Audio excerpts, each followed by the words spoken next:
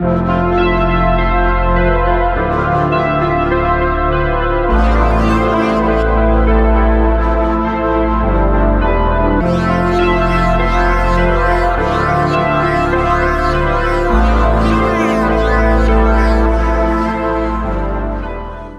up, Cloud Life? It's Overflow Nexus back again, giving you the latest and greatest updates on the financial markets. And you know, we're going to be taking a closer look at XRP. I just want to give thanks to Jesus Christ, my Lord and Savior, before we get started with that. Check out the last video that I posted. It's going to help a lot of you understand my style of trading. It's going to help your trading if you are a trader.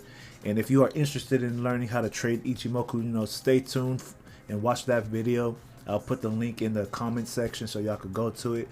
Also, if you are new to this channel, like what you're seeing here, and feel compelled to sub, you know, bless me with that like button, smash that like button, subscribe to the channel, and show some love to the channel. I just want to share my thoughts and opinions on the market, my bias on the market, and my targets on XRP. I don't have my targets yet, but I have them in mind right now. Just looking at the charts, I have an idea what this market may want to do, but we never know what the market truly wants to do. At the end of the day, we're all speculating and watching, and we're sticking to our guns and our rules on how we trade personally. But looking at this market on XRP right now, I still think that we're still in a bearish market despite everybody being bullish, and see the price have a small little jump today. But I'm gonna show you my reasons why. So let's go ahead and look at the charts real quick. You know, get you guys informed on what I personally see. It's good to have different opinions and different bias on the market. Don't just swipe, you know, my ideas and my thoughts on the market to the side, because you know, you might be blessed from it. You might see why I see the market the way I do. You know, because everybody's really bullish on the market. Everybody's saying pump $14, $15. That's not gonna happen like that. It takes some time to do that. And we have a lot of things to consider when we think about this market. That's why I've been quiet. I've just been watching the market lately. From the last video, I did tell you guys that it was going to drop down to the 40 cent level. We got pretty close. We got to 50 cents, so I'll take that.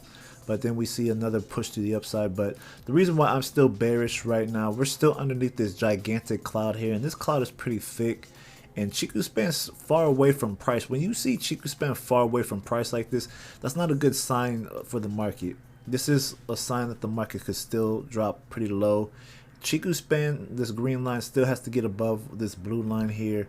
And right now, it's not looking like that. Unless we just get a straight candle going up, then maybe it's a possibility that, you know, that's a good chance of me being wrong there. But right now, the reason why I'm bearish, we're still underneath this gigantic Kumo cloud here. And another thing that's really, you know, saying that we're bearish here, we have a bearish TK crossover. We don't have a bullish TK crossover here yet, which is the red line crossing the blue line. But we don't have the red line crossing above the blue line yet. So we're still bearish. Another thing here, we're just retesting this fractal area that we broke here. We broke this zone, and now you see the market's heading back up to Kijinsen, which is inside this zone, which we could have that potential move here, another in wave structure to the downside. All right, so this is what I'm seeing right now, you guys. I'm not really going to, you know, be too excited until we get above this fractal level, which is really at 93 cents, and really 93 cents to, you know, $1.09 is where we need. We'll get really bullish if we start breaking these fractals here, but we haven't broke any bullish fractals besides this one. So I do think this is going to be a retest, and then this could be a S wave here, and it could be a S wave or an N wave structure, and then see that move to the downside, or we will see that N wave structure that I showed you before. So as far as targets, this is how I get my targets. I do think we may come here, or we may stop here. I don't know yet, but let's just say it does reach into the zone somewhere, and we do get inside this. So these will be my targets for the downside.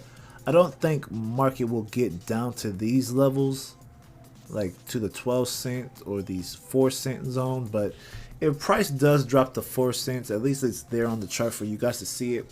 But this is based off the Ichimoku wave analysis. Seeing this market, and if I use some time theory, and I'm gonna show you guys part of how I do trade. Let's see, let's go from this high here. Alright, so from this point, and let me measure out this one too. It's actually from here. So if we go over about 9 bars, we should see a move probably to here, and then probably in 17 days, let's see where the market is. We'll probably be somewhere down here, maybe in the 30s range. So that's what I'm seeing. Let me mark this as well. Yeah, I probably don't understand how I do this, but I'm using the time theory and the wave theory analysis. It's not, you know, it's not like bread and butter, but it's something that I do look at. So we could see this move here, that 1-to-1, but we have to break that level first if we even are going to get that. But right here at the around the 40-cent level, that's why I'm anticipating the price to be. If we break lower than that, then we'll probably see maybe 11 cents or maybe 20 cents.